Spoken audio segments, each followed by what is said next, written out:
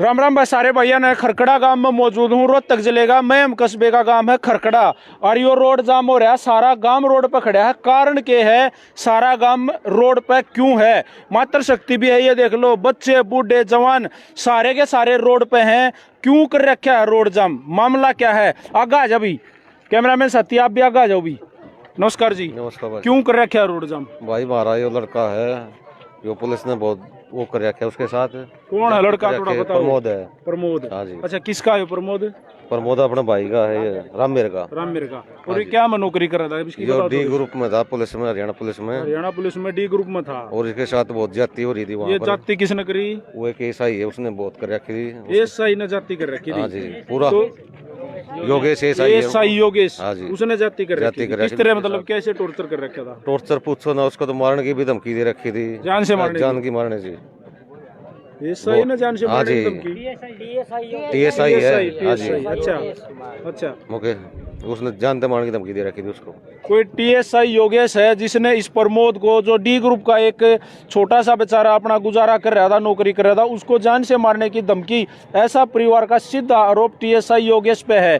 मतलब क्या रंजिश थी इनकी आपसी देखो, पहले की इनकी चल रही थी, वो उसके खिलाफ था।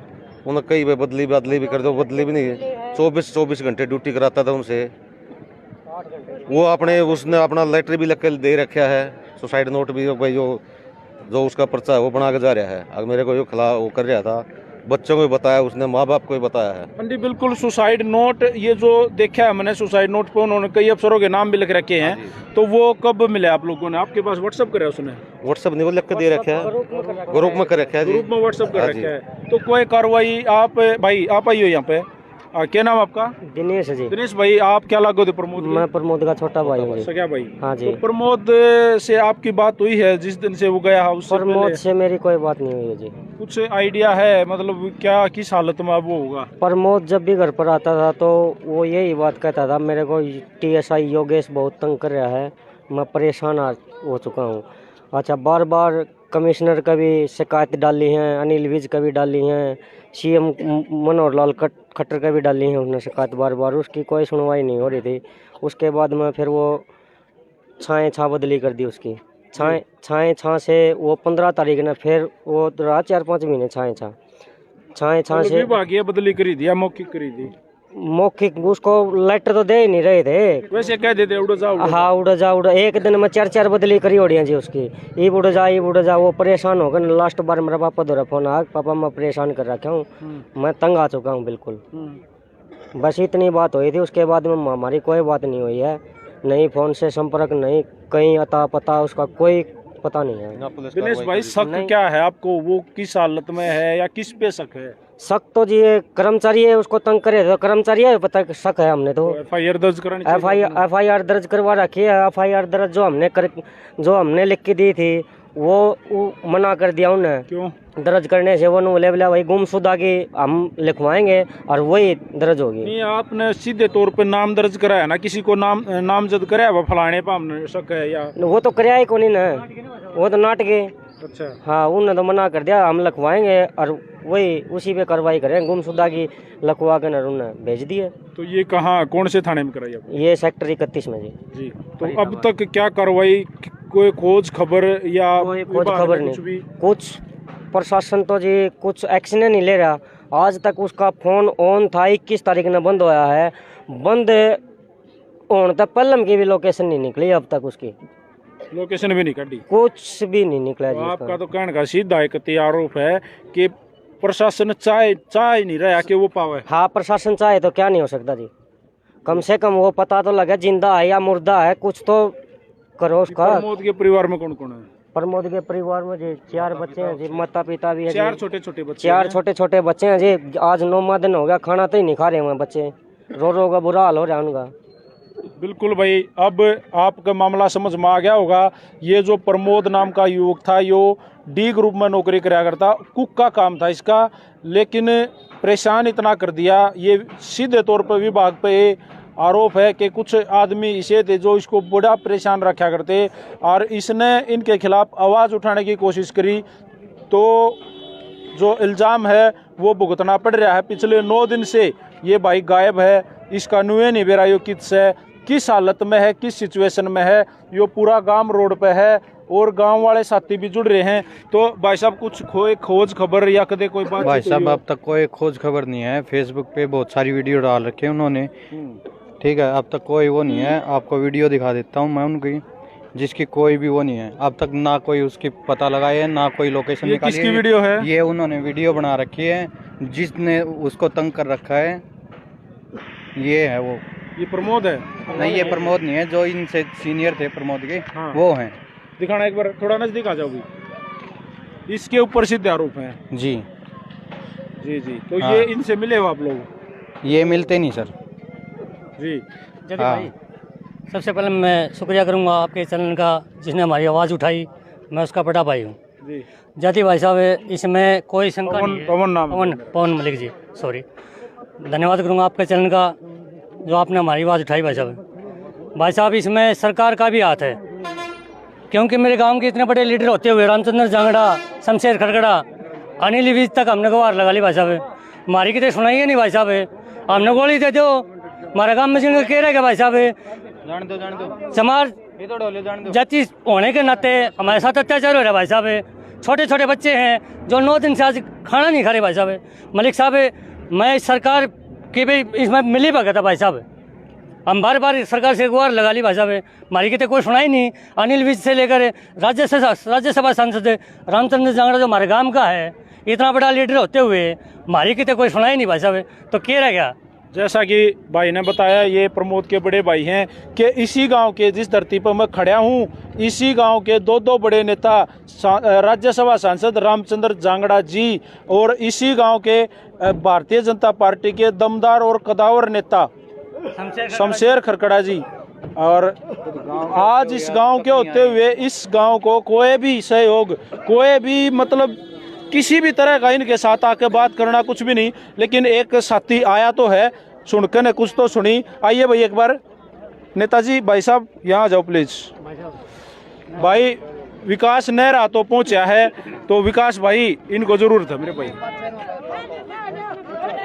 इतनी दुर्गति इस परिवार की, और मैं तो कहूँगा इस गांव राम की भी गेल इस सरकार ने कर रखी है। हर एक गरीब आदमी की कोई सुनने वाला नहीं आड़ा। गरीब आदमी आज मोहताज है एक सरकार से जो न्याय मिलना चाहिए उसको, उसके लिए। और जैसे कि इनके परिवार की वो छोटी छोटी गुड़िया हमारी बेचारी रो रो के, जिसके पूरे परिवार का बुरा हाल है, पूरा गांव राम खड़ा है, 36 बिरादरी इस पूरे परिवार के साथ खड़ी है। उन बेचारी गुड़ियाओं का रो रो के बुरा हाल है। किस तरीके से उसको प्रताड़ित किया जा रहा था, कोई एक दिन तो पहले प्रताड़ित होया नहीं, उसने बार बार इनके खिलाफ आवाज़ भी उठाई और केस भी चला, सारी चीज़ों में उस भाई को न्याय नहीं मिला। और आज भी वो भाई न्याय के लिए तड़प रहा है कहीं ना कहीं। और मैं कहूँगा कि मैं लानत है इस सरकार के ऊपर, जो आज गरीब का गला घोटने को पैर रख रखा है इन्होंने, गरीब के गले के ऊपर हर तरीके से। और जो आज इस परिवार को न्याय की ज़रूरत है, मैं आम आदमी पार्टी का सिपाही होने के नाते, इन सब का बच्चा, इनका बेटा होने के नाते, मैं इनके साथ हर वो लड़ाई लड़ने के लिए तैयार हूँ। आम आदमी पार्टी का एक कार्यकर्ता इस पूरे परिवार के साथ खड़ा है।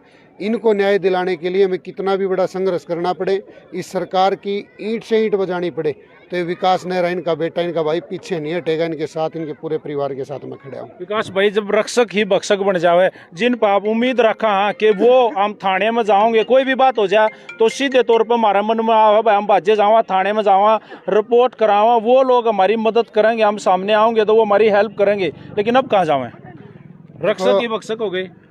ये सरकार की नीति है। गरीब आदमी का जो जीना मुहाल हो रखा है हर जगह। न्याय की नीति में नहीं, आप कहीं भी चले जाओ, सुनने वाला कौन है, गरीब की सुने कौन है, कोई भी ना सुनता। उसे परिवार तो हमारे, जिस परिवार ये जो दुर्दशा झेल रहा है आज, उसमें इस पूरे हरियाणा के अंदर 90% लोग गरीब हैं। और गरीब की कोई सुनता नहीं। पुलिस वाले दौरे जाओ, पुलिस वाले दौरे का आम आदमी की हिम्मत नहीं, चले जा भीतर जाकर धमका के मारे हैं, बाहर आओ, लेकर आदमी क्या करे, सुनवाई है ही नहीं। तो इस सरकार से गुजारिश भी है। और वहाँ भी उन्होंने बदतमीजी पेश आए हैं और सीधा टर्निंग वो बर्खास्त करने की धमकी दे रखी है। तो बर्खास्त कर दो, इसी नौकरी का करें भी इस नौकरी का मैं बोला करना क्या है? डीसीपी साहब पेश हुए थे। डीसीपी साहब ये बोले अब तुम्हारा बेटा काम नहीं करना चाह रहा, ये है वो है, एक सेक्टर 31 में जाओ, हम क्राइम ब्रांच में देगा उसको डिसमिस ही कर देंगे। फिर मैंने बोला मैं कहा जी पहले डिसमिस को तो बाद की बात है, पहले उसको तो लो, हमें कर लेंगे डिसमिस, तो हमें को नहीं आने दें। चेतावनी देते हैं हमें सरकार को, कल सुबह 10 बजे तक का टाइम है आपके पास, अगर आपसे कोई हमारी हेल्प होती है तो कर दो, नहीं तो हम कल नेशनल हाईवे को रोड जाम करके उसके ऊपर बैठेंगे भाई साहब।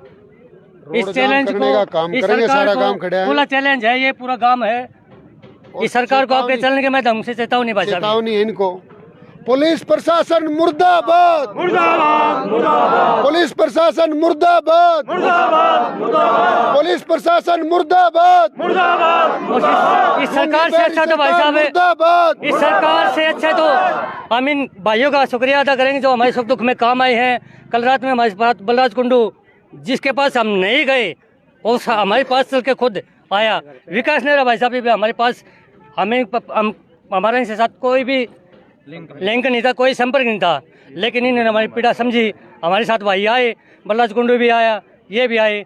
लेकिन ये हमारे गांव का कितनी दुर्भाग्यपूर्ण बात है, ये रामचंद्र जांगड़ा जी, शमशेर खड़गड़ा जी, इतना बड़े लीडर होते हुए आज तक इस गरीब परिवार की शुद्ध बुद्ध नहीं कुछ भी भाई साहब।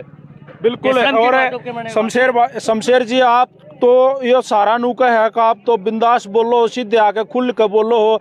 आज जरूरत से इस परिवार ने, ये आपके गांव के हैं, इसको हरियाणा का गब्बर कहते हैं अनिल विज।